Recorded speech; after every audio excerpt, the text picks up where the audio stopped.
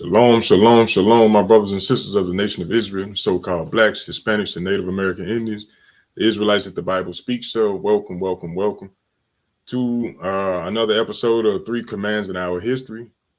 I'm your brother Ananias for A.O.I, the Awakening of Israel. And as always, it's an honor and privilege to come before you to give you another uplifting and edifying lesson. So what we hope to do with this class is to teach our brothers and sisters the commandments of the Most High God that were given to us by the hand of Moses. And we want to give also a history lesson to help inform our brothers and sisters of the greatness of our people.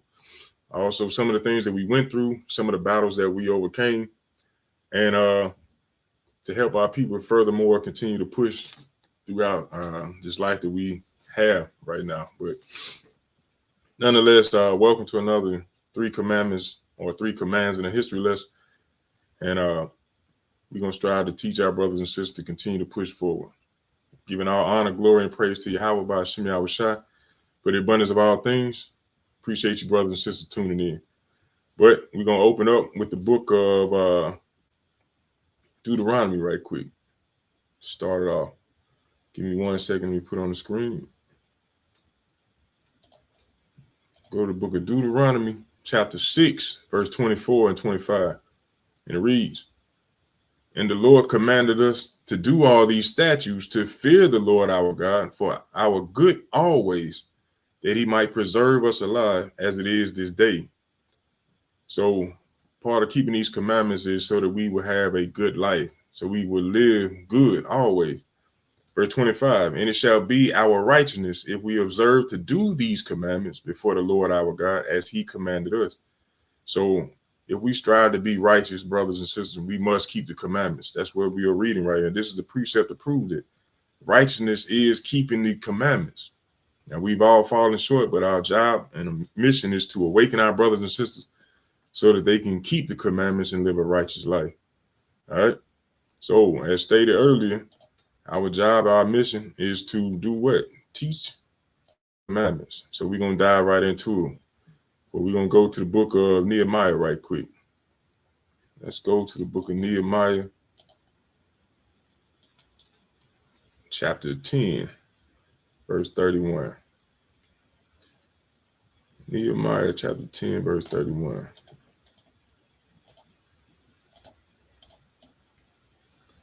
And it reads,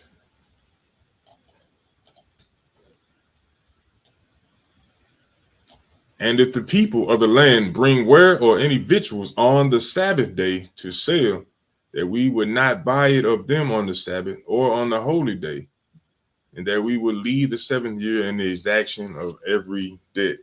So what is this going into, brothers and sisters? This is going into how we as a nation of people are not supposed to buy or sell on the Sabbath day.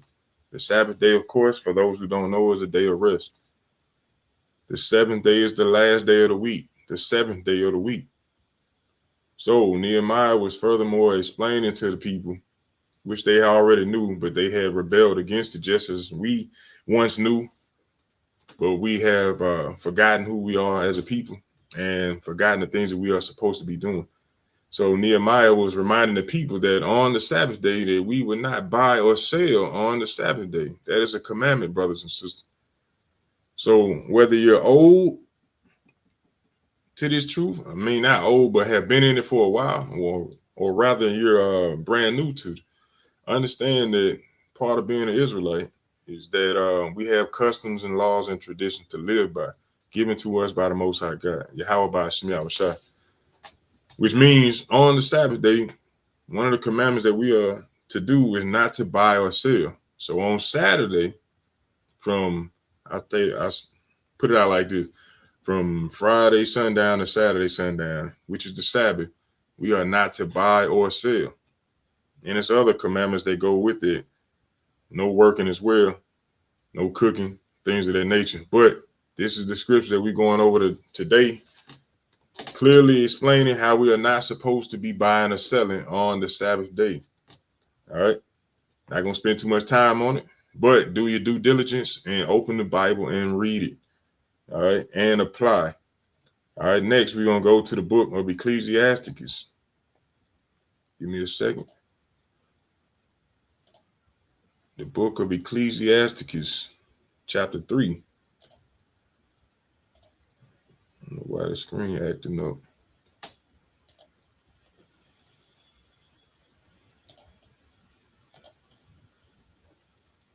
All right.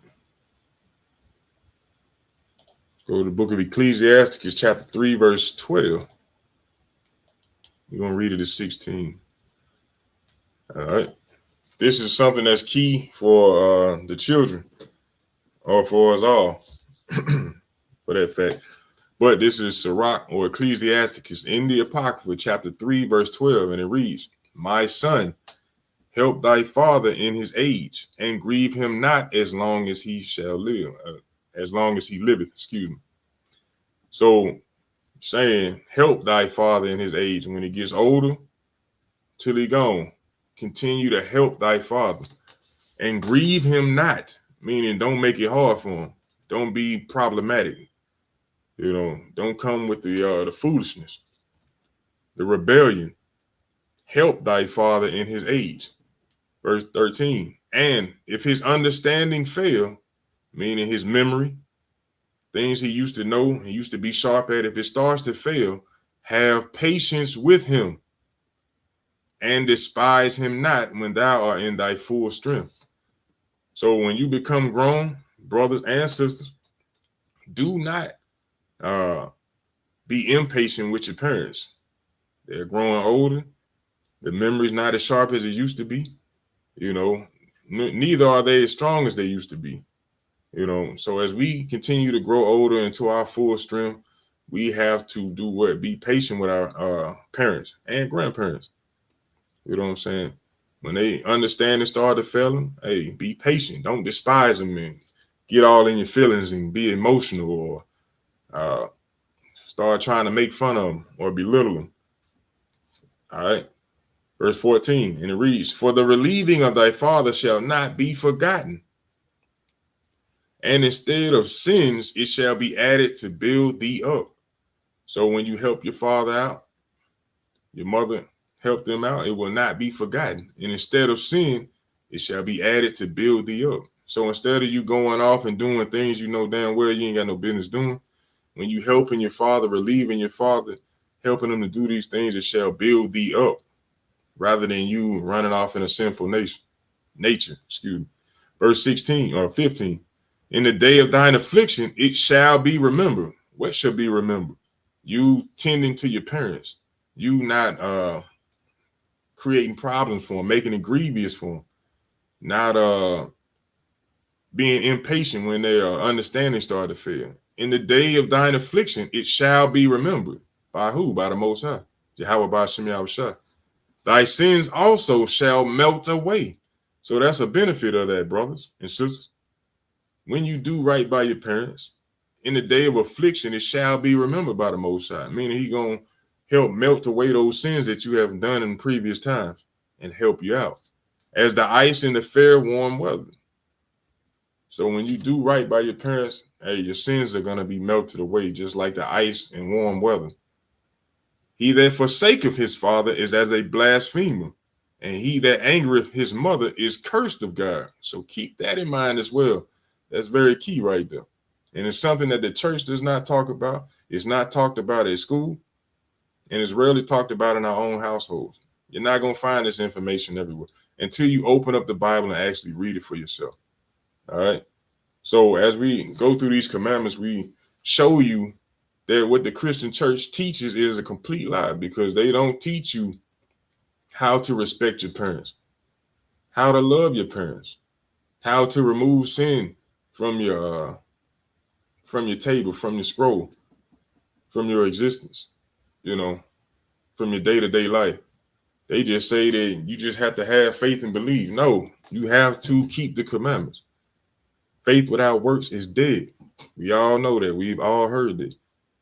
But what we're going through is these commandments to show you how we're supposed to live as a body of people. You know what I'm saying?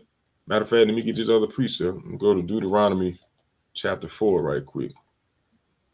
Deuteronomy chapter 4. Verse 6. It says, keep therefore and do them, talking about the commandments. For this is your wisdom and understanding in the sight of the nations, which shall hear all these statutes and say, surely this great nation is a wise and understanding people.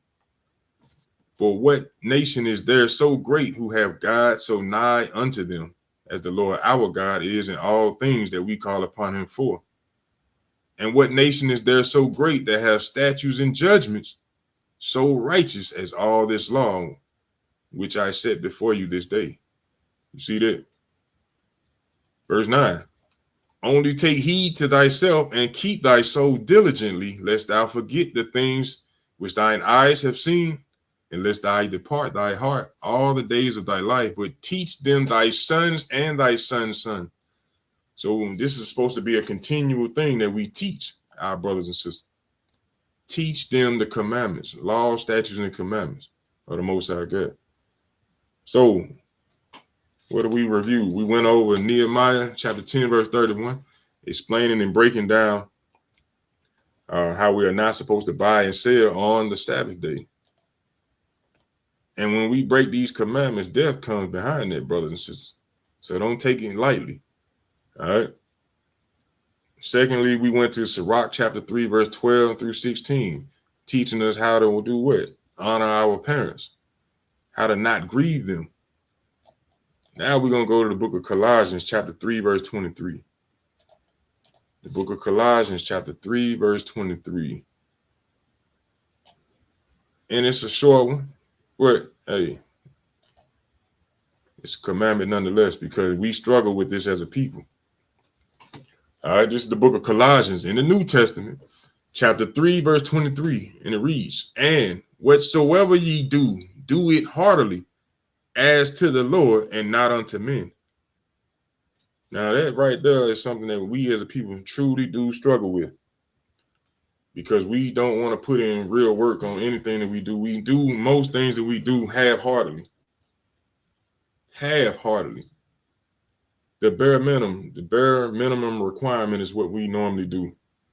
You know, and we call it working smart, not hard. But the Lord said, whatever you do, whether that's washing dishes, whether that's washing your car, cooking a meal, building your house, teaching your family, he said, and whatsoever ye do, do it heartily, as to the Lord. So you doing these things as if you're doing it for the Lord, not unto another man, not unto men. It's not like you at your job, you just doing the bare minimum. Nah, whatever it is that you do, even when you at your job, you at school for the kids, do it as if you're doing it for the Lord, as if the Lord is sitting right there. Do it to the best of your ability. Do it heartily, not half-hearted, full-heartedly, with the best of your ability. So that's the commandments that I wanted to go into today, brothers and sisters, talking about things that we can and cannot do on the Sabbath, how to treat our parents, and our work ethic, how we supposed to move in this world. The harder you work toward the Lord, hey, the more He's going to bless you. Understand that. All right.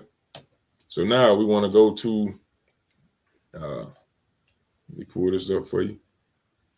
Going into our history.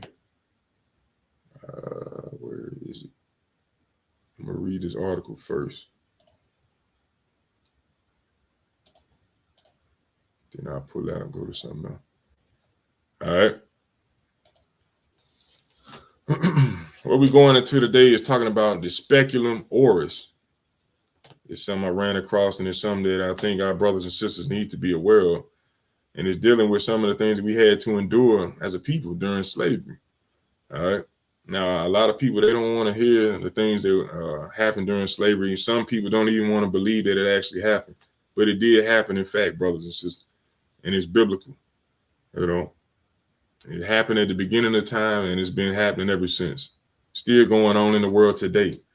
All right. But concerning our people, I'm going to give you an article, play you a video, and show you some pictures regarding Speculum Oris.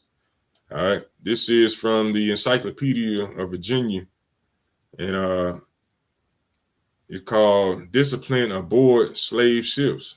To the right, it says, a diagram published in Thomas Clarkson's the history of the rise, progress, accomplishment of the abolition of the African slave trade by the British Parliament 1808 shows various instruments of torture and confinement used by slave ship captains and crew members to enforce discipline during the long sea voyage.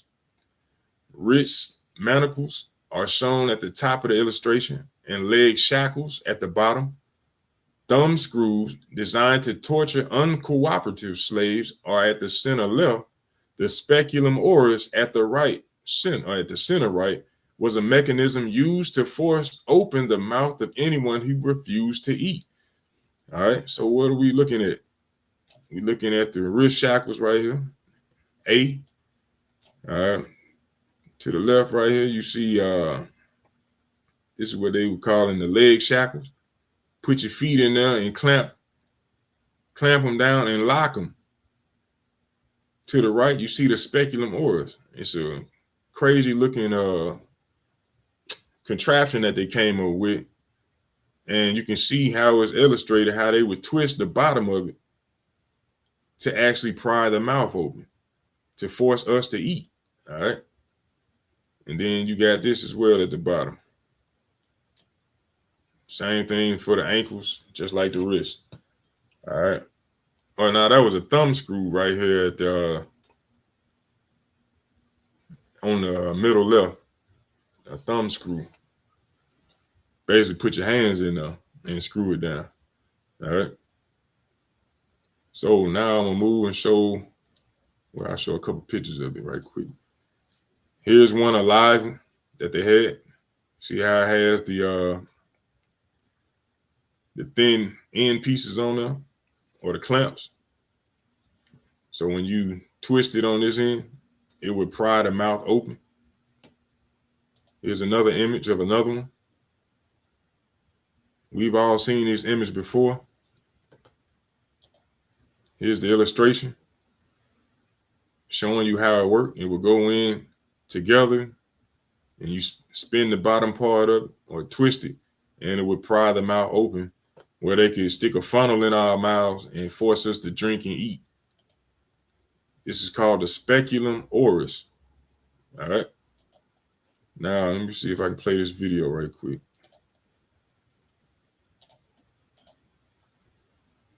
Where is it? Hi, my name is Jasmine Pierre, and I am the creator of the Safe Place app. The Safe Place app is a mental health app for the Black community, and we teach how racism impacts the mental health of the Black community. So what we're looking at here is called the Speculum Oris, and it was used forcefully against Black people during slavery if they wanted to die by suicide by not eating or drinking anything. They would use this tool to forcefully open their jaws and to feed them and give them water. This is one of the earliest tools created for suicide prevention on slave ships. Suicide prevention. Think about it. It's crazy. Think about the conditions that we went through as a people where we would actually refuse to eat and drink so we would end ourselves. Rather than go through the harsh conditions that we were going through, some would say, the hell with it. I'm ready to check out. And our people today don't even want to recognize the things that our people went through. The more I research suicide prevention in this country, the reasons I better understand why Black people have been hesitant and not very trusting of the mental health field in this country, because it has always been very brutal and racist to Black people. Has always been that way toward our people, you know, and this is why it's hard for us to go to the doctor, because we have somewhat of a fear and a trust issue when it comes down to dealing with our enemies. But in these last days, as we continue to wake up and learn about who we are and what we're supposed to be doing, we'll soon figure out and realize that we don't have a need to go to these doctors, you know, of the other nations. If anything, we'll find our own people who the Lord raised up, who understand who they are, who keep the commandments, who pray to the Most High. We can go to them and get healing, understanding. You know what I'm saying? But nonetheless, brothers and sisters, this has been another episode of the 3 commands in our history. I'm your brother Ananias for A.O.I, the Awakening of Israel. We want to give all honor, glory, and praise to Yahweh by Hashem Yahweh Shai for all things. Appreciate you brothers tuning in.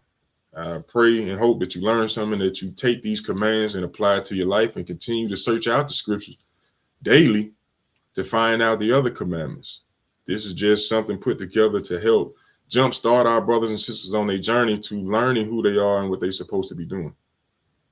But once again, appreciate you tuning in. Next week, Lord willing, we'll have another episode to continue to teach our brothers and sisters about the commandments of God and our history. And on that note, I say shalom, shalom, peace and greetings to you all, and I'm out.